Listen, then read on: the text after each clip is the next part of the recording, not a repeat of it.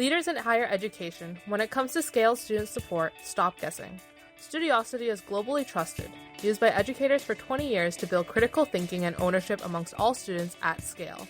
Studiosity is designed just for colleges, not for consumers, and it comes with a proven 4.4x return on retention. It's writing feedback, it's infrastructure for your whole college, and it won't give corrections because it encourages learning and empowers educators with insight into that learning.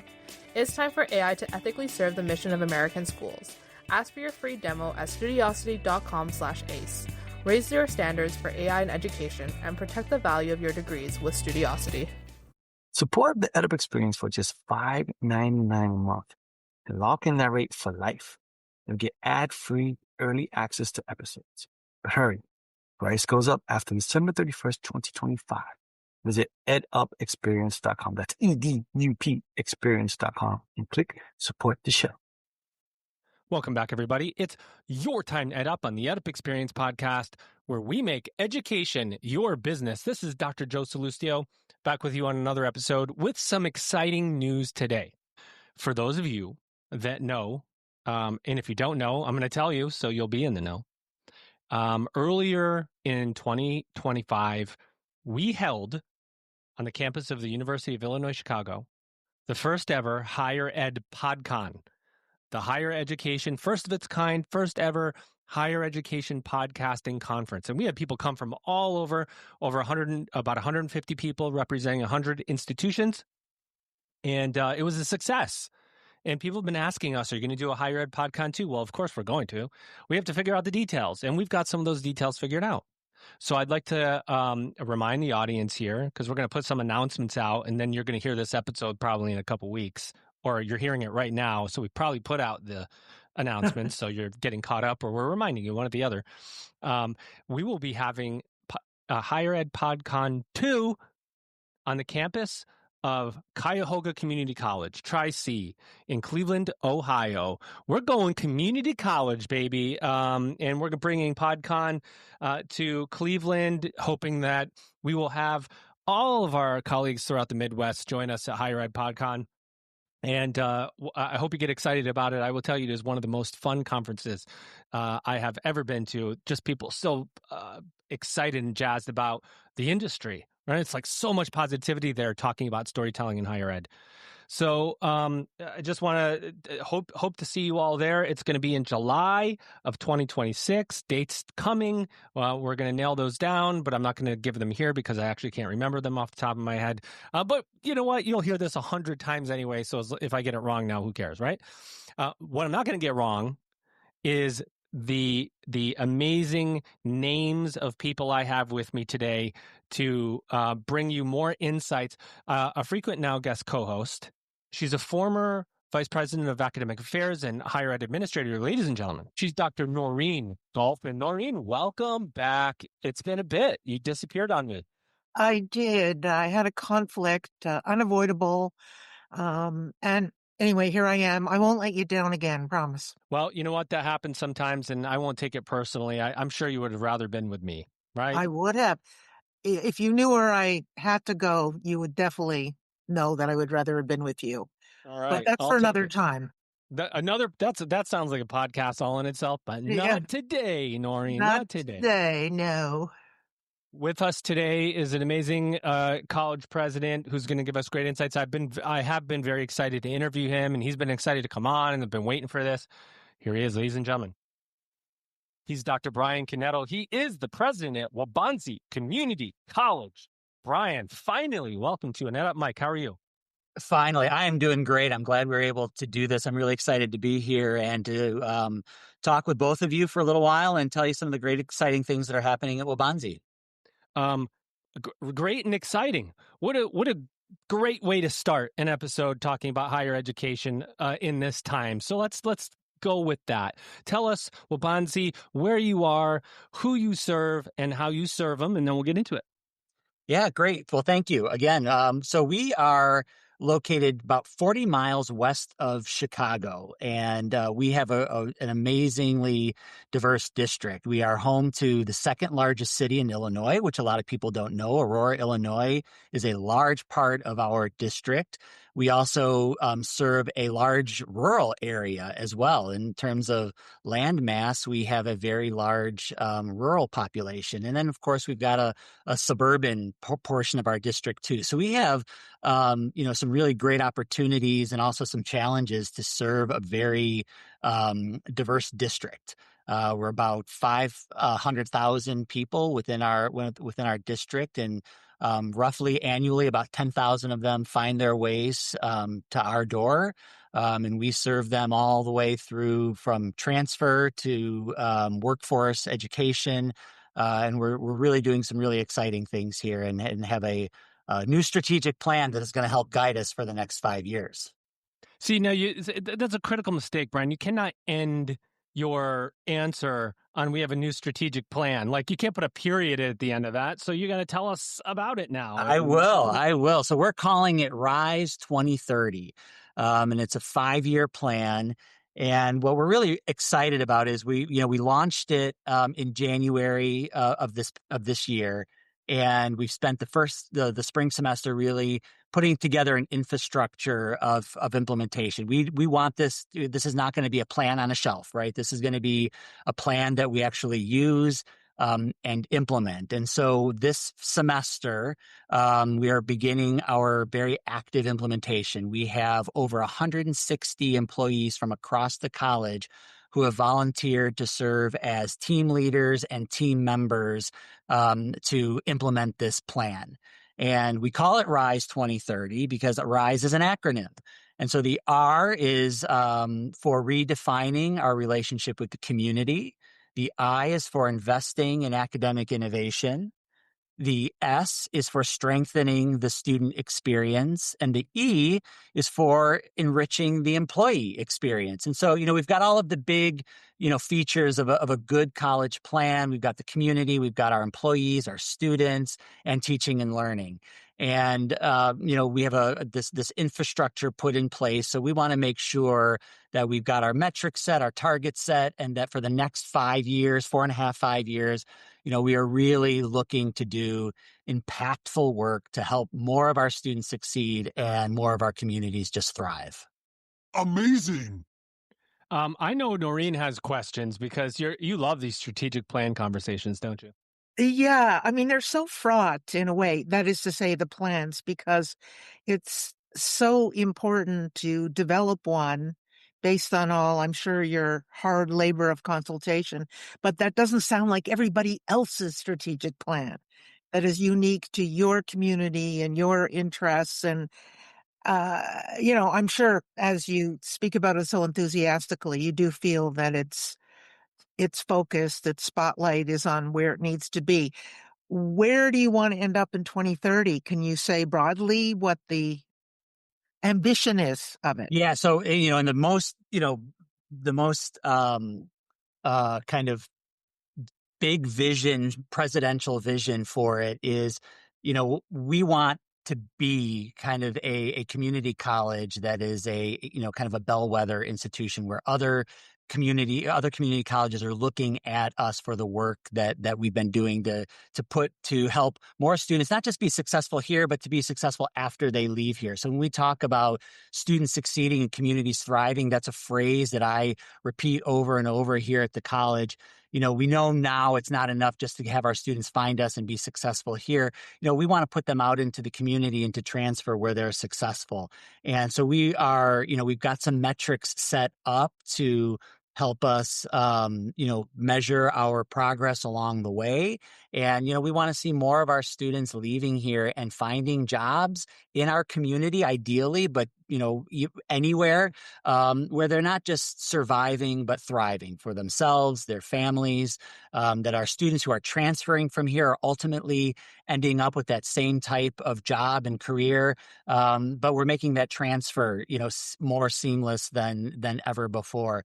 And, Noreen, you mentioned, our plan, and, it sounds a lot like other plans. And how do you make it uniquely yours? One of the things we're really proud of is from the very beginning, I wanted this to be, an inclusive plan, right? We wanted as much input as possible. And so it ended up taking us about a year to create this plan, which was a few months longer than we had originally planned. But what we took the time to do and were really intentional about was making sure our internal community and our broader community had input into the plan. So we had listening, like a lot of colleges do. We had listening sessions, focus groups for our college community, for our students. We had an open survey on our webpage that anybody internally or externally could submit. And then externally, we held a bunch of sector meetings. So we brought our healthcare partners, our industry partners, our education partners, our elected officials, our community-based organizations. We brought them all together and really tried to focus them on our community and our needs. And it's one of the great things about community colleges is we have those defined districts. So we could really cater what we do and narrow down those broad areas into really directly focused initiatives for our community. Terrific. Was there much conflict or disagreement? Like, did you have to work through different perspectives to get this consensus? Of course. I mean, there's always a little bit of that, but what I found surprising was that there was a lot of overlap in some of the feedback that we were getting, especially internally, in terms of really strengthening that student experience and mapping out that student experience from first point of contact through that completion. And I think a lot of it speaks to some of the great work that we were doing and recognizing some of those opportunities. So there was a lot of back and forth. And, ultimately, we had ended up with over 1,000 pieces of data and feedback that we were using. And, we had some help from some consultants to group that into some categories for us. And that's how we ended up with RISE. And then there was a smaller group. We had a steering committee who then ended up in consultation with me and the board, making some final decisions on what that was going to look like.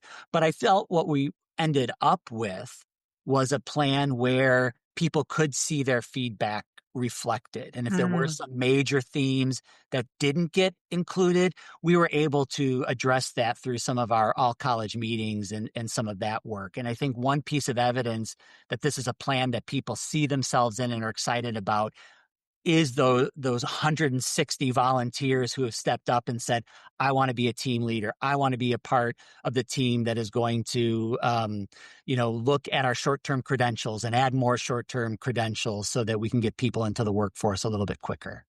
So you just made the list. That's what you tell everybody. So those 160 comprise staff, faculty, students, like everybody. Yes.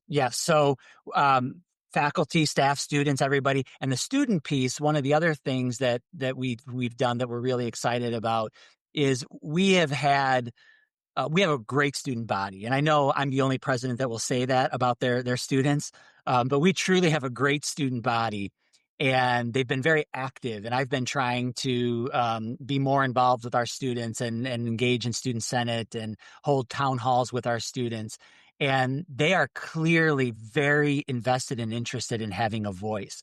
So in addition to their participation in that infrastructure, we've created a RISE 2030 Student Advisory Board who will work with me and my chief of staff and vice president of strategy on lending their voice to this plan, both to offer input, but for us to try things out and to say, hey, we're thinking about doing this. What do you as students, based on your experience, think? So we're really, really putting a lot of effort and resources and time into getting people really involved in this plan. That's great.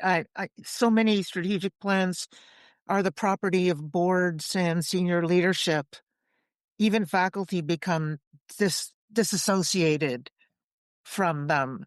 They become kind of benchmark documents. I know I'm not saying anything you don't know, but getting that student involvement seems to me to be absolutely key to its success ultimately. Yeah, and our students are here, many of them 2-3 years, and so we know they turn over a lot. Right. But we'll make sure that advisory team is continuously populated by students, and whether they're here for 2 years, 4 years, or a semester, I think we have to, really elevate the student voice even more. And Yeah. there are things that that they don't always know about the experience and some of the decisions that we have to make. But boy, they just in the 2.5 years I've been in this position, they have really shared some things with me that have influenced some of the decisions we've made and some of the conversations that we've been having at the school that we would not have had otherwise had we not included them. And they're respectful, they're intelligent, they're eager, and there are students. They're paying to be here. There are community members, and they deserve information and they deserve to be heard. I like that. Brian, it's interesting. The redefine of Rise it's a key word right now, redefine. And for a couple reasons. One, the model itself is being redefined. The regulatory environment around us almost daily is being redefined. And you stepped into this presidency after a president who'd been there for almost 3 decades. So there's a redefinition of leadership, of vision, of I don't know the leadership philosophy coming from the president's office. No two people do it the same. So you're personally redefining the role for the future, and also redefining how the college operates within the community. Like, I know you probably feel all that redefinition happening. Can you talk about that word and why it's so significant, not only to the plan but to you? Yeah, so that's a really good observation because we struggled over that, using that word. We didn't know. I think it wasn't even our first word. We had talked, I think, first about reinvest in the community or re-engage, but it was really about redefining, and we did that for a variety of reasons. And first of all, it was because I had the fortune of stepping into a position as a president following a tremendous president before and having a great foundation to build upon. And, I knew that coming in here. But, I just stepped into this role at a time when an existing strategic plan was sunsetting. There had been one leader for over 20 years. We were still, even though I was in 2023, kind of shaking off the residue of a pandemic and what is higher ed going to look like post pandemic. And Van Pelt and Levine's book was being read by everybody, and we're facing this skepticism of higher education right now. And so, I felt it was both the absolute most challenging, but also the most exciting time to step into a presidency. And so it was really important at that moment in time, especially in the history of Waubonsee, to be able to kind of not forget the past, but just what we have and what we've built within our community and redefine that for what the future looks like. And that was important for me as a president to use that word, to set that as building on the past, but looking forward and recognizing that things around us have changed. And so when we talk about that redefining with the community, we're talking about different types of partnerships and allowing the community to inform our work in ways that maybe it hasn't before, rather than us saying, hey, we're going to build this program and we hope it works for you. We're saying more and more, tell us what you need. Tell us what you think the future of your industry looks like. And that's one way we're defining that relationship. The other way we're defining it is we know we cannot meet all of the needs of our students and our community alone. And so we're building partnerships with our community where we find mission alignment and we can mutually beneficially advance both missions of both institutions. And so we have a partnership with the Boys and Girls Club of North Central Illinois. And we're really excited about that because they're going to be setting up on one of our campuses to provide free after school care for some of our students. And it's not something we could have done alone, but it is something that with a partnership we're able to do. And so again, it's not about scrapping the past. And you said it really well, Joe, that it's about redefining and preparing for the future. Talk just before I pass it back to you, Noreen, I do want to ask you, when you stepped in, what were you thinking? because most new college presidents are stepping in to a presidency that's been vacated more recently. Somebody's been there for 3 years or 5 years or maybe 1 year and they're coming back. It's not often where you have a president there for 20 plus years and you're stepping in. It's a whole different ball game. How did you think about how to approach things? Because it's so unique. Maybe some things are going so well and you were going to build upon them. It's also easy to come in and go, well, why is this way? But I don't want to change that yet because there might be a reason. So let me honor the history. So tell me about your approach a little bit. Higher ed leaders, when it comes to scaled student writing feedback, stop guessing. Get Studiosity. Trusted by colleges, Studiosity has helped students for 20 years with integrity, not corrections. Get your free demo at studiosity.com/ace. EdUp Experience has brought you powerful conversations with more than 400 college presidents and higher ed leaders, over 1,000 episodes in counting. Now, we're inviting you to join us in shaping the future of higher ed podcasting.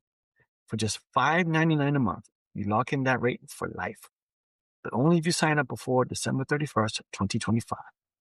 As a supporter, you'll get ad-free early access to episodes. Prices go up after December 31st, but your rate never will. Visit edupexperience.com. That's EDUP experience.com. Click support the show and join our community today. Yeah, I was thinking two things, and I'll talk a little bit about the approach. I was, first of all, I thought, wow, this is a stable institution, right? My predecessor, her predecessor there was for 20 years. So the college is going to be 60 years old, and I'm only the fifth president. So we're going to be calling you. We're going to be having this podcast again in about 20 years. Oh, right, exactly. And I'll be older than both of my predecessors if I'm here for that long. But so I was thinking, wow, this is a great, stable institution. But at the same time, you start to think, boy, if I come in and want to redefine, right? If I want to do something different, how challenging is that going to be? And you don't know, even from an extended, exhaustive search process, you don't have a sense of what a community and a college is like. Well, I will say everyone's been just so supportive and very receptive to that. But the approach I took, and I think about when you move forward, the most simple way we move forward in life, in many of us, is through walking, right? And when you're walking, you're putting one step forward, right? But there's always that step behind you that's kind of pushing off and launching, and you're using that leverage to advance yourself. And so I always think about that, and how do we use what has come before my time at the college, and really to take the time to evaluate and say, what is working? What are the things that I, as a president, that I, based on my previous experiences, and more importantly, the people who are at the college think are really working and shouldn't change? But then where do I and me, based on my past experiences and the members of the college, see we have opportunities for change? And then how do you put a process in place? How do you do that listening and learning to then build a strategic plan that tries to leverage both what has been successful and what needs to change? And, it takes time. Again, I've been in my role 2.5 years, and there's things that, we want to accomplish with this plan in 2030 that, in many of our minds, I want done a year ago. But the best way to move forward, and the best way to move forward together, is by really taking the time to listen and honor that past. And, when you start to encourage people, when you start to motivate people and inspire them to take risks, they'll tell you, where the opportunities are. And now, as I'm coming up closer on 3 years, I've got a much better sense of the community. I have much better sense of the college and what we need and what our resources are. And so it's really the people who were here before me who helped me get comfortable with my stages of listening and learning, who have now put a strategic plan in place that I really feel is going to define Waubonsee for us for the next 5 years, and I hope in some ways will be a big part of defining my presidency. Noreen. Have you had to adjust any of your expectations or thinking in view of everything you've just said? Have you had to kind of take your walking metaphor, kind of backpedal a little, or? Yeah, I mean, yes, of course. I think one of the, and maybe it's not underrated, but I think more one of the key characteristics of a good leader is that flexibility, that adaptability, that humility to say, I know what I know, I'm comfortable with what I know, but you know what? Maybe I need to slow down. Maybe I was wrong about that. Now that maybe that worked at my prior institution, but this is a different community. These are different students. So maybe I'm the one that needs to adjust to this context. And I've also been really fortunate through retirements to bring in my own executive leadership team. And I'm a first time president, and you don't really understand as a first time president the power of bringing in some of your own leaders until you actually do that. Mm. And so you surround yourself with people who, share your vision, who are going to be truth tellers to you as well, and come from a different background. So I think, one of the jobs of the president is, to kind of live in that space of navigating some of those changes and knowing that you've got a leadership style that you're committed to and has worked for you in the past. But, part of our job as leaders is to continue to grow and adjust and listen. And so, yeah, I will say some of the things that I wanted to do are moving a little bit slower than I had originally wanted. But that's okay, because I'd rather do it right than rather do it quick. And I'd rather do it in a way that reflects what the community and our college needs and our student wants than me. And I think that's what's going to ultimately get us into more sustainable results. Well, you got another 18 years, so yeah, that's right, exactly. It's good. And that's a good question about the backpedaling or settling, because we are in a time of fast moving stuff. Yeah. Right. And I use that academically, obviously. Yeah. Yes, I know the term. It's the term. There's also another 4-letter word for it. But we're talking about Workforce Pell, artificial intelligence, major digital transformation, consumer expectations. I mean, everything is changing so rapidly around us, and there's a balance to be maintained. Honoring the past, perhaps slowing down a little bit, but also knowing, shoot, we cannot slow down that much, because if we do, not only will the student experience be harmed potentially, but also we lose competitive advantage. And there still is competition for students, and technology, the enablement of technology is becoming a competitive advantage. It's table stakes for competing versus a nice to have. Can you talk about how you balance that when the world around you wants you to drive hard and fast, and how you take measured steps? Because it's difficult right now for many leaders.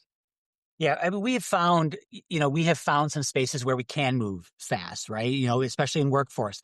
Our non-credit, our short-term workforce area tends to move really, really fast. And, when our industry partners are telling us something that we need to adjust, we need to adapt, we find some ways to move quickly there.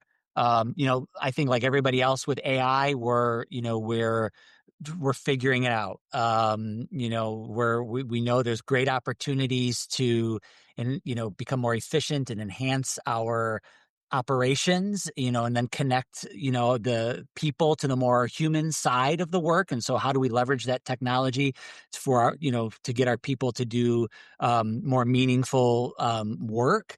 But we also know that there's opportunities with, teaching and learning. How do we adjust teaching and learning within this AI world? We've put together an AI task force, like like a lot of other places. And, that task force is really going to be helping guide and drive our work, both from a process, how do we use it for our processes? What are some of the programs that can advantage from this? And then looking at some of our policies. And so, it is that tension sometimes that we feel of, yes, there are some places that we know we need to move fast. because these things aren't going away, and it is a competitive market.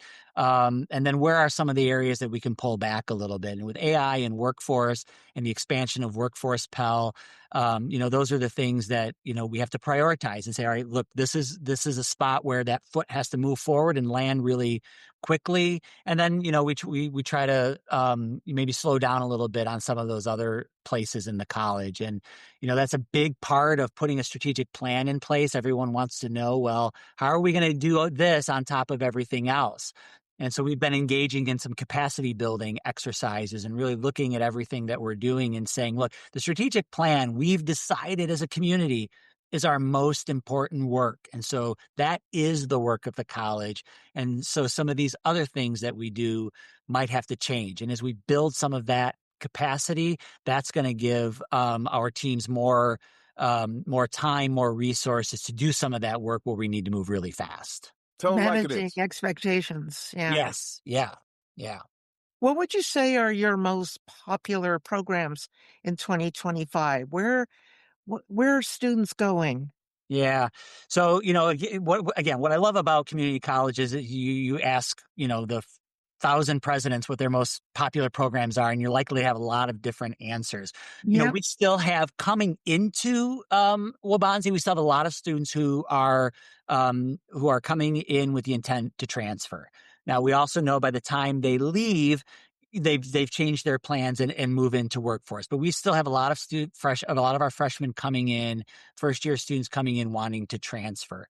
But we are seeing our most popular programs. We're seeing a lot of our students in business. We're seeing a lot of students come in and want to be in our business program, and it is one of our fastest growing programs. Always been a big program. But, we have been known in the area for quite some time for our automotive programs. And we're cutting the ribbon in a couple of weeks on a new technical education center.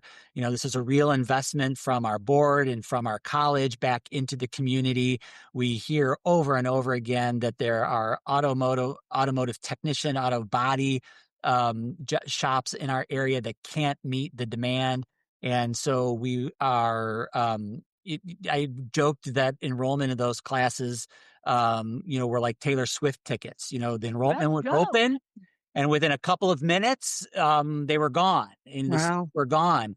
And so this is going to allow us to expand our cohorts. It's going to allow us to offer more programs. And this is one of those places where, looking forward, the technology in cars and vehicles is changing. And so this is going to be a state-of-the-art building, and we're really excited about it. And we're going to see that enrollment creep up. Also, based on who our community is, we're seeing increased enrollment in our adult education courses, our English language learners, our high school equivalency. That is one of the highest drivers of our enrollment right now. Workforce Pell is an interesting development, isn't it, Brian? And it's so nascent now. Institutions are trying to figure out a couple of things. One, what are the regulations around it? What am I going to have to do if I take that Title IV? Should I take the Title IV for these are questions that I've thought about. Should I take Title IV for a program? Do I want to leave it cash only or whatever? If I take Title IV, do I have the infrastructure for job placement, for reporting? Do I have relationships in the community where I can make sure to get students placed? That immediately created so many questions for colleges and universities. And if I take that money and I hit the 70% placement threshold, well, what happens if I don't? Do I really want to end up in that kind of situation? Can you talk a little bit about how perhaps you and your staff have been thinking about this future that's coming of Workforce Pell and what to do with it, and what's the infrastructure need to be like, and is that in the invest category? Yeah, and it's really not for us. It probably fits more in our community area, the redefine with the community, because that is really focusing on some of those short-term Pell. We had a lot of opportunities in that area, and I think that's why we put a strategic focus on it. And I think, what you talked about is what's really important is that infrastructure. Higher ed's been trying to get this Workforce Pell for a long time. And so, we saw the signs of it coming. We started to see, a couple of years ago that it might actually happen. There was bipartisan support. So one of the things that I did shortly after I got here, I engaged in a bit of a reorganization, and I created a role, an assistant provost of workforce, Smart. who is, going to be focusing on that work, building those partnerships with the community, helping think through what are the right programs. And I think advising, our student advising, which is part of our S in the RISE, that needs to be redefined and rethought in a way so that when we're advising students, we have things not just like, what do you want to do and what classes should you take, but what do you want to do when you leave here? What are the implications of taking some of these courses, of having some of these financial aid benefits, and what might that mean for you long term? So we've been having those conversations, and we're going to continue to have those conversations as part of RISE. But I think creating that area of the college of really focusing on workforce and connecting that to our academics, and making sure that assistant provost who's over workforce is our priority lead for that, redefining our relationship with the community. And so I think that's going to help us go a long way to make the most impactful decisions for the college and for our students around that Workforce Pell. Mm. How developed is your tracking of workforce entry? I mean, that's a tough thing for everybody. It's really difficult. Yeah. And we've been developing some tools over the last couple of years to get better at tracking that. We've also amped up our alumni relations, which has a whole nother side of it, but alumni relations is another way we can get some of that. Right. Really excited about is we've just been accepted into the second cohort of the Aspen Institute's College Excellence Program's Unlocking Opportunity program. So we're going to be a part of that network. They just announced that within the last week or so. And one of the reasons we wanted to apply for, and we're so grateful that we were accepted into that network, is because they will, kind of help us understand the right questions we need to ask about getting that data. What are the right data points that we need to collect? We'll learn from the original cohort schools and the new cohort schools on, what are they doing? How are they collecting the data? How are they overcoming some of these problems? Because I think what students do when they leave here and why students leave and don't come back are two of the most important data points that we could have. And they are two of the most difficult data points. 100%. Yeah. Yeah. It's a universal challenge, obviously. Yeah. I like the way you put that too, because it is, these are challenges that we will continue to deal with, and they're not going to be solved, right? I mean, it's about incremental improvement. How do we just turn the dial just a little bit, a couple more students, solve that problem. Because you serve rural, suburban, and urban, you're always going to have different challenges for students across that community college makeup, which again is an infrastructure. Is it easier to retain a rural student or easier to retain an urban student, right, or suburban? There's so many nuances in the community college student makeup. I want to keep eyes on the Workforce Pell piece, because I think it's probably more difficult to track a student and their earnings than it is to get Noreen Golfman on a podcast with me. I mean, it is very. It is going to be, but students don't respond, and they go off, they work, and we're going Right. to. It's like you got to skip trace. You got to find them. You got to send somebody and knock on a door, and that's part of the challenge that we're all getting. That's why when you hear something about Workforce Pell and everybody celebrates, and you go, "Okay, wait a minute. There's some infrastructure things that we need to consider." It's an interesting, and we're going to hopefully hear great things coming out of the community college where you are, and say, how are you doing this, Brian? Yeah, what the heck's the secret? and again, we haven't figured that out yet. Yeah. Again, we just had our, we're talking at a point where our semesters began this week. And so last week we had our welcome back meetings, and I was sharing some data about, post-completion success, and talking about that community college 3.0 and what that means, and, the increased pressure of, being accountable for the value of our degree being measured by that post-completion success, and the difficulty of doing that. And I was able to share a few data points, but it's not enough to be compelling yet. And so this is the work we've identified, and know that we that we need to continue to do. And it's probably, we're going to probably have to, pull it from a few different places. And I think the better relationships you have with your community and the better your alumni infrastructure is, the better your chances are of being able to capture that data. And I like what you said, Joe, it's just making a better step each day, and, Waubonsee, you can see on my shirt here. I know not everybody, but the two of you can see it.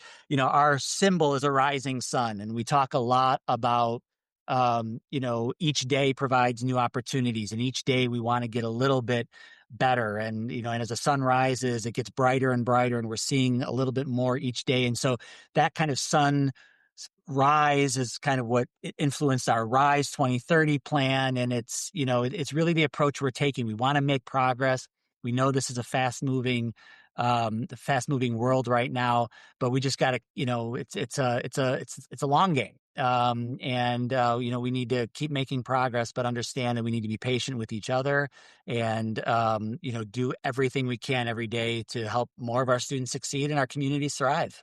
Well, it's a great metaphor for the industry too.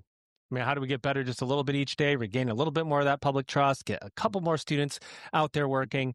And, we always close out with two questions for our guest. Number one, Brian, first tell us what we missed about Waubonsee. What else do you want to say without being prompted? What's top of mind? And then close us out with what you see for the future of higher education. What I love about, I've never been more professionally or personally satisfied than I have been the last 2.5 years. And so much of that comes from the amazing students that come to Waubonsee every day, these dedicated faculty, staff, administrators who are, sharing the same mission and vision for what we do. Sometimes we have different ideas of how to get there, but that end game is always exactly the same.